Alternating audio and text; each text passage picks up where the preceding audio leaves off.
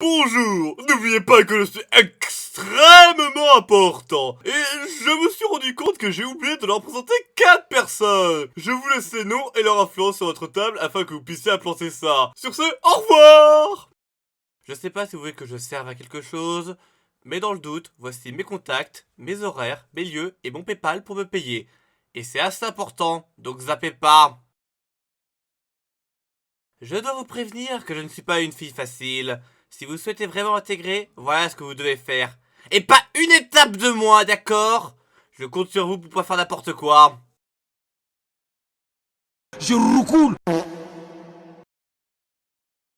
Dans le dernier épisode.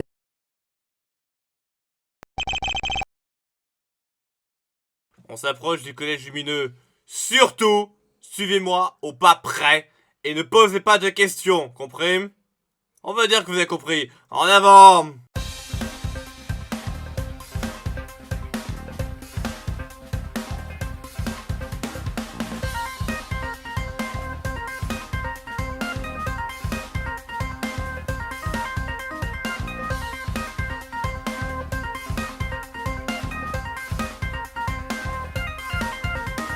Voilà, c'est bon, on est arrivé.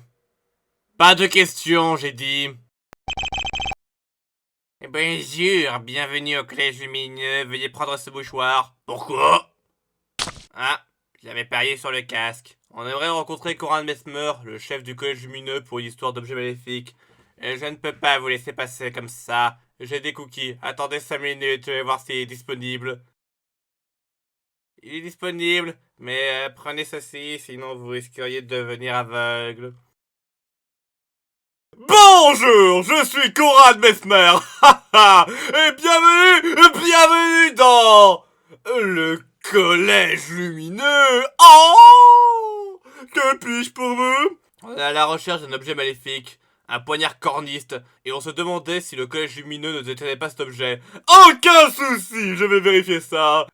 Mais pourquoi cherchez-vous cet objet? Il y a 3 objets hérétiques de cette catégorie. Le premier a été détruit, on cherche donc le deuxième. Détruit? Il s'est donc bien passé quelque chose à Middenheim. Non, pas du tout. Pourriez-vous m'en dire plus? On a promis de rien dire. Vous n'aurez rien de moi. Cela concerne-t-il l'un des cultes majeurs? Non. Sigmar? Ulrich? Pas du tout. Oh, je comprends. Klaus est-il au courant? Klaus n'a rien fait. Il n'y a eu aucun problème dans le temple d'Ulrich. Arrêtez tout de suite avec vos manigances, je vous vois. Oui, je comprends, vous êtes très sérieux, maître Renard. Ah, je comprends, je n'aurai rien de vous. Ouais, on va y aller, nous, pendant que vous faites vos recherches. Oui. Ah, maître Renard. Quoi? J'espère que vous travaillerez encore longtemps pour l'Empire. On fait quoi, maintenant? Ils sont tous à faire leurs recherches. On va où, maintenant? On va voir Frédéric. Le voilà! C'est eux! Oula, vous êtes sûr que c'est bien pour nous? On nous a dit un groupe improbable avec une grande elfe. Donc, c'est vous. Logique. Rien de personnel, mais on nous a payé pour vous tuer. Donc, vous allez mourir. Pauvre fou! Vous pensiez vraiment pouvoir me faire face? Partez vite avant que je ne libère mon potentiel. Vous n'êtes pas assez nombreux pour nous impressionner. En garde! Approchez donc!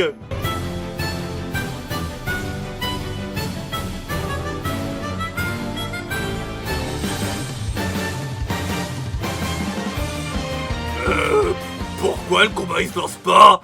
Ah merde, on a besoin du narrateur pour les combats. Ah, c'est lui qui a l'interface. Bougez pas, je vais le chercher. Narrateur, on a besoin de toi. Debout! Quoi? Attends, quoi? Ah, y'a un combat? Ok, bon, alors, les bandits, vous allez là-bas, et vous allez de l'autre là-bas. Parce qu'on fait ça dans les règles de l'art. Ok? Vous êtes prêts? Alors, c'est parti! Bienvenue à tous pour ce combat de rue! Bonjour Nilotte! Aujourd'hui, nous allons voir l'affrontement des bandits pas baby contre les héros au fromage. On peut constater, Nilotte, que les bandits sont 3 fois plus nombreux que nos héros. Mais vous qui êtes maître du jeu, qu'avez-vous à dire à cela? Ah, c'est c'est un bon argument en effet. On est en train de voir que les deux camps sont en train d'élaborer leur stratégie, tout en finesse et en subtilité, et connaissant les deux équipes, on ne peut s'attendre qu'à du sensationnel. Restez avec nous pour plus de sensationnel. Ah, on voit que les deux équipes sont prêtes à en découdre, leurs stratégies sont mises en place, le combat de rue va bientôt commencer, les attaquants s'avancent, mais avant, un message aux sponsors. Savoureuse, esquisse et unique en leur genre, les bières de Michel, les meilleures bières de toute Bretonnie. Maintenant, place au combat!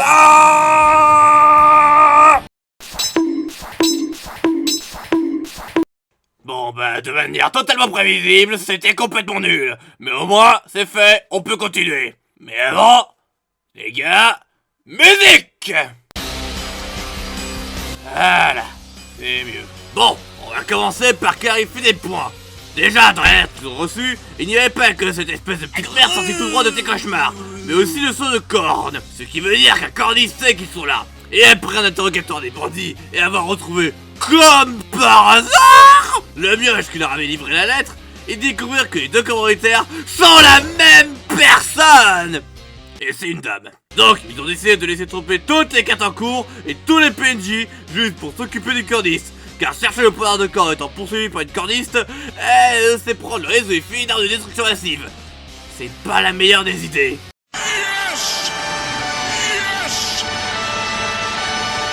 Après d'autres questions auprès des bandits, ils apprirent qu'un cordiste traîne souvent dans les pas quartiers, dans la taverne du vautour opportuniste. Ils décidèrent donc d'y aller en mode discrétion pour essayer de récupérer des informations. Et par mode discrétion, je veux dire Douamini qui se fait passer pour un client, Nikos est un client, Régis en profite pour piquer des bourses et...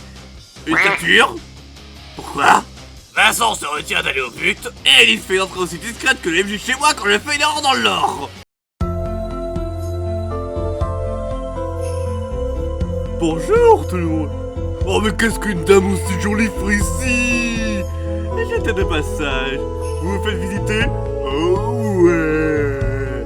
Elle a attiré toute l'attention sur elle, ce qui permet aux autres de mieux surveiller. C'est pas bien compliqué de trouver un cordiste, c'est la seule personne qui est pas intéressée par Alice. Et elle semble discuter avec une autre personne. Aussi discret qu'un sardine qui trempouille dans l'huile, nos héros écoutèrent donc la conversation. Parfait. Voici votre avance. Vous aurez le reste quand j'aurai appris leur douloureuse mort. Inutile de vous inquiéter, et je vais pas les rater. Je serai là, à 8h17, sur la tour du clocher, orienté plein ouest, avec mon arquebuse, dernier cri, qui vient tout droit de Num, pour flinguer le premier qui passe.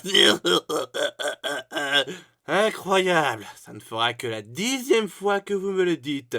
Qu'est-ce que vous avez à toujours vous répéter? Je suis la professionnelle, moi, madame. Je me dois de bien préciser mon plan pour que vous puissiez rebondir en cas de souci. Et aussi, si par hasard on nous écoutait, au cas où. Et c'est pour ça que je serai là, à 8h17, sur la tour du clocher. Ta gueule! Vous voulez vraiment pas que je vous explique comment je vais les tuer avec mon arc? Non! Alors que la corniste et l'assassin s'en allèrent, notre groupe décida de essayer pour les arrêter tout de suite. Parce que pourquoi remettre un de masque comme ça tout de suite? Sauf que... Hey, toi là! C'est ma ceinture! Rends-la-moi ou je te casse la gueule, ok? Hey, toi là! C'est ma copine! Laisse-toi tranquille ou je te casse la gueule, ok? D'ailleurs, laisse-moi mettre ma menace à exécution tout de suite! 18. Oh my god! Tombant à la renverse et, faute de ceinture, perdant son pantalon, le Gus releva au monde son plus grand secret. Il n'avait que...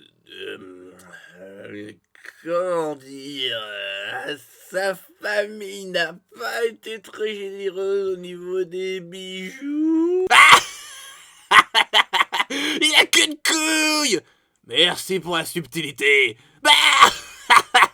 Il est difforme. Mais pourquoi se moquer de lui d'une différence à peine visible? Nous sommes tous des enfants de Sigmar. On devrait se respecter. Mec, on est dans Warhammer, un univers pourri où on risque de mourir sans aucune raison, et où tout le monde est raciste, intolérant et xénophobe, et en plus, fier de l'être. Ah oui, c'est vrai. Ah, moquez-vous de lui. Allez hop, on se casse.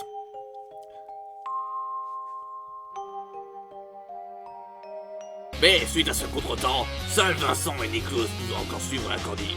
Sauf que...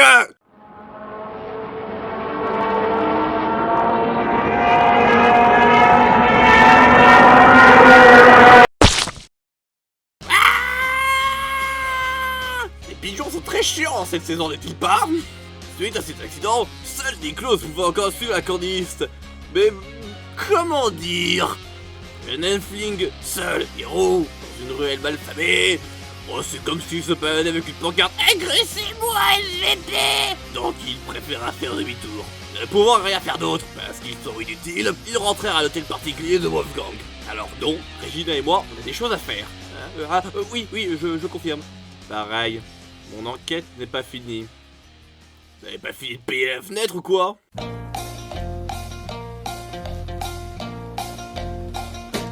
Et c'est ainsi que je sauva non pas seulement Middenheim, mais le monde entier de la menace de ces 10 démons. Et ce document le prouve. Alors n'hésitez pas à me remercier, parce que sinon, les 12 démons vous auraient déjà tous massacrés. Alors, merci qui? Vincent! Ah! À l'aide, Vincent! Ah, il fait un régime d'apping! J'ai besoin de toi. Le vieux ferme toutes tes portes. Et comme tu es une cambrioleuse, tu pourrais t'ouvrir. Je ne suis pas une cambrioleuse! Je suis une informatrice au service de Sigmar! Zut, quoi! D'accord. Mais tu peux ouvrir cette porte? Ah, oui.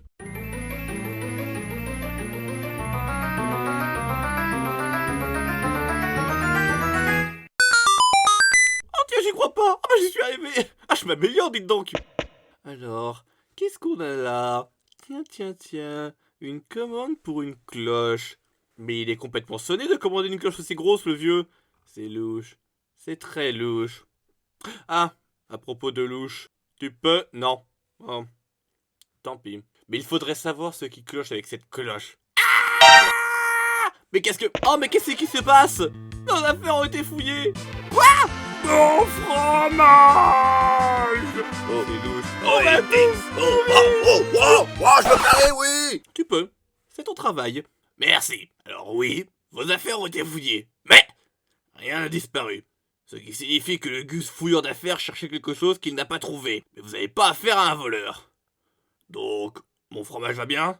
Et mes pigeons? Et mon Lucky? Et ma gloire? Et mes affaires louches? Oui, tout va bien, tout est là! Sauf pour la gloire, évidemment. Vous en aviez pas de base.